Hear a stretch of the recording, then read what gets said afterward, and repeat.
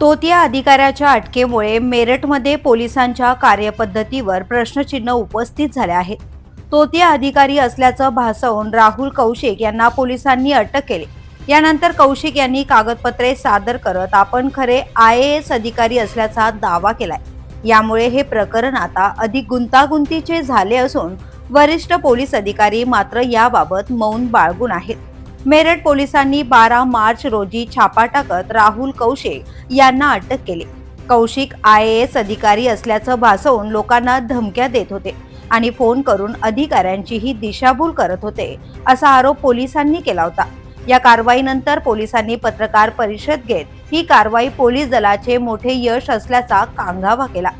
आरोपी कोणत्याही सरकारी सेवेत नसल्याचं स्पष्टपणे सांगितलं. यानंतर लगेचच या प्रकरणाला एक नवीन वळण लागलं. राहुल कौशिक प्रसार माध्यमांसमोर आले आणि त्यांनी पोलिसांचे दावे पूर्णपणे फेटाळून लावले. 2008 मध्ये आपण केंद्रीय लोकसेवा आयोगाची UPSC परीक्षा उत्तीर्ण झालो आणि आपली भारतीय टपाल सेवेसाठी निवड झाल्याचं सांगत त्यांनी आपला अखिल भारतीय रँक 728 असल्याचं जाहीर केलं.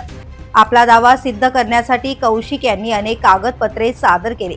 यामध्ये केंद्र सरकारच्या गृह मंत्रालयाचे ओळखपत्र, संसदीय अभ्यास आणि प्रशिक्षण ब्युरोचे प्रमाणपत्र, एक पोस्टल ओळखपत्र आणि UPSCचा निकाल जाहीर झाला त्यावेळेची वर्तमानपत्रातील एक कात्रण यांचा समावेश आहे.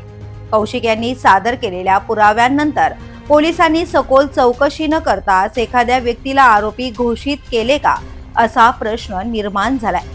कौशिक यांनी आरोप केलाय की 11 आणि 12 मार्चच्या रात्री 10 ते 12 पोलीस अचानक त्यांच्या घरी आले आणि कोणतेही स्पष्ट कारण न देता त्यांना ताब्यात घेतले. तसेच त्यांना शिवीगाळ करत त्यांचा मोबाईल फोन जप्त करण्यात आला. दुसऱ्या दिवशी संध्याकाळपर्यंत त्यांना पोलीस ठाण्यात डांबून ठेवण्यात आले. कौशिक यांनी कशीबशी आपल्या भावाला माहिती दिली. त्यानंतर कुटुंबीय आले आणि योग्य कायदेशीर प्रक्रिया पूर्ण करून त्यांना घरी नेण्यात आले. पोलिसांनी आपली बाजू ऐकून न घेताच कारवाई केल्याचं कौशिक यांचं म्हणणं आहे.